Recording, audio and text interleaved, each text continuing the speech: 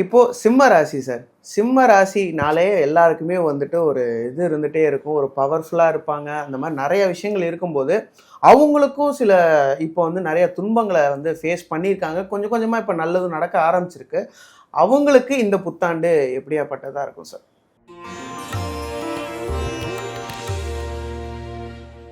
சிம்ம ராசிக்கு இந்த வருஷத்துல கொஞ்சம் கவனமா இருக்க வேண்டிய ராசி சிம்ம ராசி. என்ன காரணம் அப்படின்னா, ராசியில் சர்ப்பகிரகம் கேதுவினுடைய சஞ்சாரம் அமைஞ்சிருக்கு. அஷ்டமத்து சனி போயின்னு இருக்கு.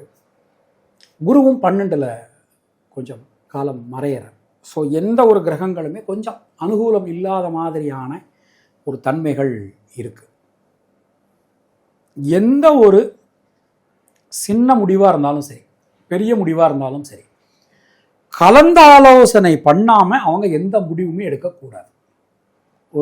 அதாவது வரவுக்கு குறைவு இருக்க, வரவுக்கு எந்த விதமான குறைவும் இல்லை.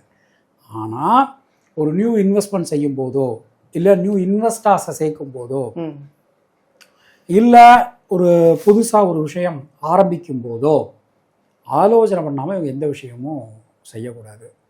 இவங்களுக்கு வந்து உடல் ஆரோக்கியத்தில் ரொம்ப கவனமாக இருக்கணும். வருஷம் வந்து ஏன்னா நம்ம இப்போ என்ன தான் உங்களுக்கு கண்டச்சனி தான் ரொம்ப வேலை செய்யும், அஷ்டமதி சனி மூலம் வேலை செய்யாது, குரு பார்வை இருக்குது அப்படின்னு நம்ம என்ன தான் சொன்னாலும் உடல் ஆரோக்கியத்தில் ரொம்ப கவனமாக இருக்கணும். சில பேருக்கு கத்தி வைக்க வேண்டிய சூழல் கூட வரலாம்.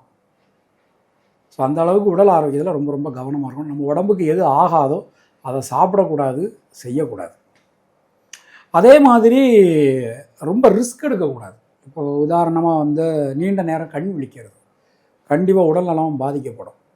அது மாதிரி உடல் நலத்தின் மீது கவனம் இல்லைனாலும் உடல் நலம் பாதிக்கப்படும். நமக்கெல்லாம் இதெல்லாம் என்ன வரப்போகுது அப்படின்னு சொல்லி நினச்சிட்டாங்கனாலும் பிரச்சனை.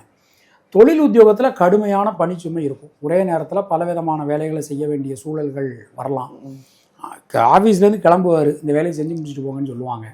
அந்த மாதிரியான சூழல்கள் வரலாம். ஸோ இந்த வருஷம் முழுவதுமே அவங்க எந்த ஒரு விஷயத்திலுமே கவனமாக எச்சரிக்கையாக பார்த்து இருக்கிறது அவங்களுக்கு நல்லது. Okay sir. இப்போ அவங்க வழிபட வேண்டிய தெய்வம் சார்? கண்ணை மூடிட்டு தினமும் காலையில் எழுந்தோடனே ஓம் நமச்சிவாய 108 தடவை சொல்லிடணும். அதுதான் அவங்கள வந்து காப்பாற்றும். அதாவது இறைவனை மீறி எந்த விதமான ஒரு கிரக அமைப்புகளும் இல்லை. ஸோ அப்படி இருக்கும்போது அவங்க வந்து தினமும் வந்து பஞ்சாட்சர மந்திரம் சொல்கிறது அவங்களுக்கு ரொம்ப ரொம்ப நல்லது.